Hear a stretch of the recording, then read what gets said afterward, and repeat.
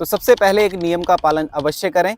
आप जब भी सुबह उठते हैं तो आपने गर्म पानी पीना है, और पानी को किस प्रकार पीना है, आपने इस प्रकार बैठना है, दोनों पैरों के बीच में गैप देकर इस प्रकार बैठ के आपको जल ग्रहण करना है। जब आप इतना काम कर लेते हैं तो आपको जस्ट जब आप पानी पी लें 2 से 3 मिनट रुकें, और उसके बाद आपको इस प्रकार बैठ जाना है किसी भी सुखासन में। दोनों हाथों को इंटरलॉक करें, श्वास भरते हुए इस प्रकार ऊपर खींचें, पूरा ऊपर खींच के रखें, और इस प्रकार आपने लेफ्ट साइड ट्विस्ट करना है, पूरी बॉडी को लेफ्ट साइड मूव कराएं, और उसके बाद सामने श्वास भरते हुए और फिर श्वास छोड़ते हुए इस प्रकार सीधे साइड मुड़ जाएं। इस प्रकार आपने 10 से 15 बार करने के बाद जब आप इतना अभ्यास कर लें, सीधे हाथ को सीधे साइड रखा, बाएं हाथ को ऊपर की ओर खींचें और श्वास छोड़ते हुए सीधे साइड इस प्रकार डाउन जाएं। फिर श्वास भरते हुए ऊपर आएं और बाएं हाथ को जमीन पे रखें, सीधे हाथ को ऊपर खींचें और फिर बाईं साइड इस प्रकार डाउन जाएं।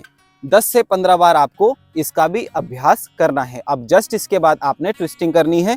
इस प्रकार पूरा पीछे मुड़ के देखें और फिर श्वास भरते हुए सामने, फिर राइट साइड से पूरा पीछे मुड़ के देखें और फिर श्वास भरते हुए सामने। तो 10-10 बार इन तीनों का अभ्यास करके आपको वापस सेम मलासन में बैठ के आपको फिर से 1 गिलास जल ग्रहण करना है। इतने में ही बस आपका प्रेशर बन जाएगा और आपको मल निष्कासन का स्वभाव होने लगेगा। अब जस्ट आप इतना अभ्यास जब कर लेते हैं, आप फ्रेश हो जाते हैं।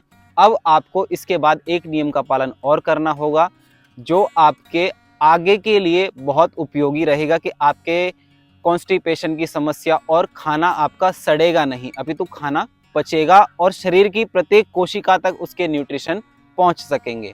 तो आपने जस्ट इस अभ्यास को करने के आधे घंटे के बाद, कम से कम 40 मिनट का गैप देने के बाद आपको पतली खिचड़ी खानी है, जो कई प्रकार से लोग उसको भदरी भी कहते हैं। आप उसमें घी डालकर या मक्खन डालकर उसका सेवन करें। 1 बाउल या आधा बाउल, नमक मिर्च कम करें, सुपाच्य और पथ्यकर भोजन ग्रहण करें।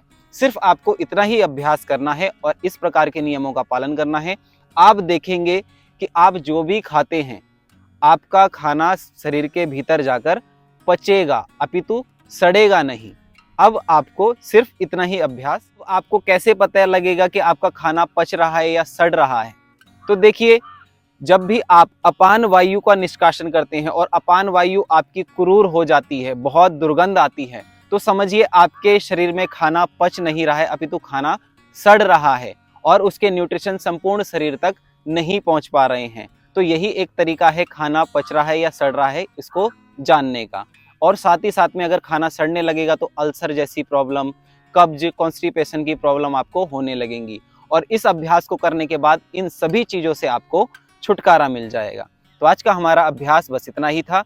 तब तक के लिए आज्ञा दीजिए। धन्यवाद।